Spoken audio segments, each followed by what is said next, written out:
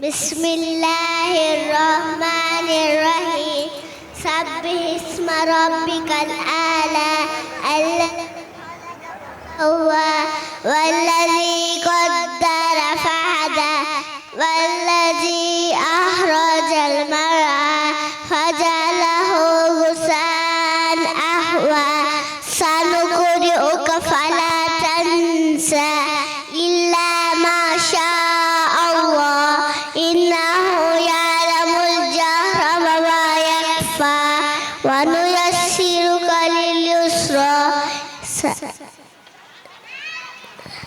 فذكر إن نفعت الذكرى سيذكر من يخشى ويتجنبها الأشقى إن هذا لفي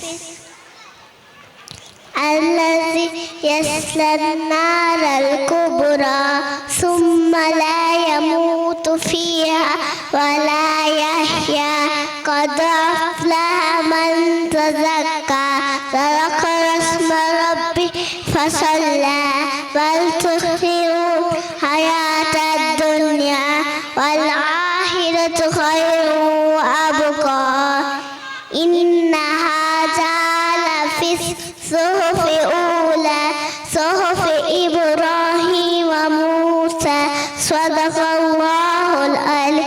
السلام عليكم. وعليكم السلام ورحمة الله وبركاته. بارك الله فيك.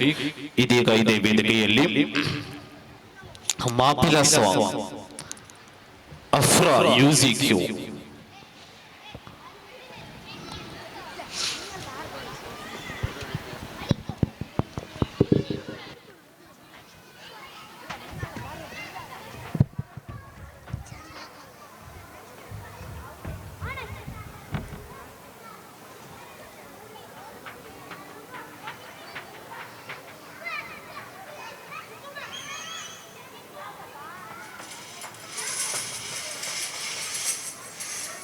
السلام عليكم.